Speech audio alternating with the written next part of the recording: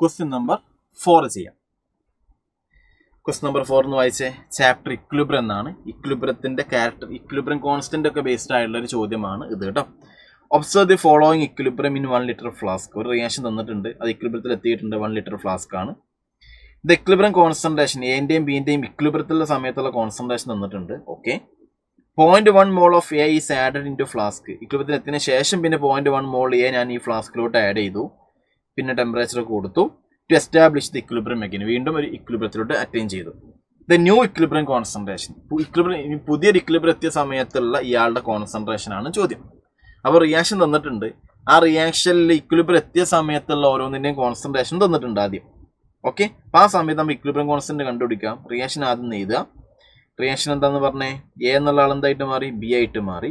അപ്പോൾ equilibrium constant equal to concentration of B by concentration of A. Equilibrium സമയത്തുള്ള ബിൻ്റെ concentration തന്നിട്ടുണ്ടല്ലോ, എത്ര 0.375 ആണ്. ബിൻ്റെ കോൺസെൻട്രേഷൻ തന്നിട്ടുണ്ടല്ലോ, എന്റെ കോൺസെൻട്രേഷൻ തന്നിട്ടുണ്ടല്ലോ 0.5 ആണ്. ചെയ്ത് നോക്കിയാൽ 0.75 കിട്ടും. അപ്പോൾ ഇക്വിലിബ്രിയം കോൺസ്റ്റന്റ് കിട്ടി. ഇനി പറഞ്ഞ എന്താണെന്ന് വെച്ചാൽ ഇക്വിലിബ്രിയത്തിൽ എത്തിയതിന് ശേഷം പിന്നെ ഒരു 0.1 മോൾ എ ആഡ് ചെയ്തു എന്നാണ് പറയുന്നത്. അപ്പം എ വീണ്ടും റിയാക്ഷൻ എഴുതുന്നു. എ എന്തായിട്ട് മാറി, ബി ആയിട്ട് മാറി.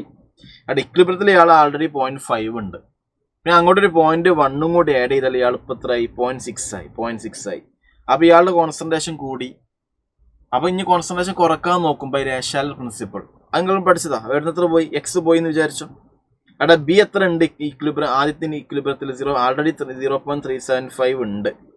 ആൾറെഡി 0.375 ഉണ്ട്. നമ്മൾ റിയാക്റ്റൻ്റ് ആഡ് ചെയ്താൽ റിയാക്റ്റിൻ്റെ കോൺസെൻട്രേഷൻ കുറച്ച് കുറയും, പ്രൊഡക്റ്റിൻ്റെ കോൺസെൻട്രേഷൻ കുറച്ച് കൂടുമെന്ന് പഠിച്ചിട്ടുണ്ട്.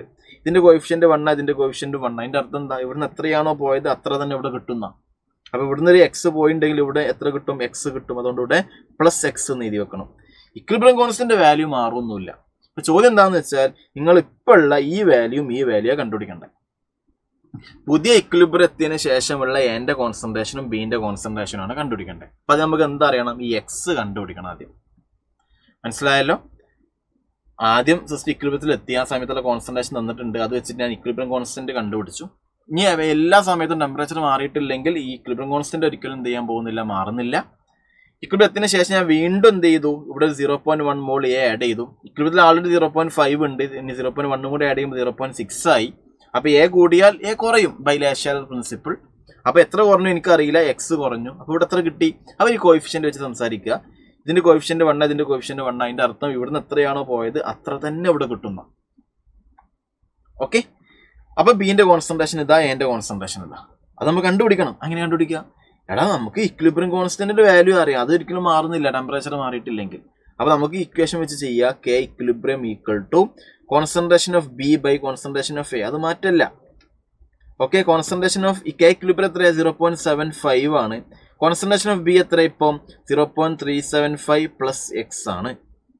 ബൈ കോൺസെൻട്രേഷൻ ഓഫ് എ എത്ര, ഇപ്പം 0.6 മൈനസ് എക്സ്. ഇതിൽ നിന്ന് എന്ത് സോൾവ് ചെയ്യുക, എക്സ് സോൾവ് ചെയ്യുക. അപ്പോൾ എക്സ് നിങ്ങൾ സ്വന്തമായിട്ട് സോൾവ് ചെയ്ത് നോക്കുക. എക്സ് സോൾവ് ചെയ്ത് എന്താ കിട്ടുക അറിയാം, 0.043 കിട്ടും. എക്സ് സോൾവ് ചെയ്ത് 0.043 കിട്ടും. ഇനി എളുപ്പം ഇക്വിലിബ്രിയം, പുതിയ ഇക്വിലിബ്രിയത്തിൽ എത്ര എ ഉണ്ട്, 0.6 മൈനസ് എക്സ് ഉണ്ട്. 0.6 നിന്ന് 0.053 എന്ത് ചെയ്യുക, മൈനസ് ചെയ്യുക. അപ്പോൾ 0.557 കിട്ടും. എത്ര ബി ഉണ്ട്, 0.37 കൊണ്ട് എക്സ് ആഡ് ചെയ്യുക. ഇത് എക്സ് കിട്ടി. ഇത് ഈ ഒരു വാല്യൂ ഇതിനെ കൊണ്ട് ആഡ് ചെയ്യുക. അപ്പോൾ നമുക്ക് എന്ത് കിട്ടും, ഇതാണ് കിട്ടുക. അതായത് ഓപ്ഷൻ 4 ആണ് എന്തായിട്ട് വരിക, ആൻസർ ആയിട്ട് വരിക.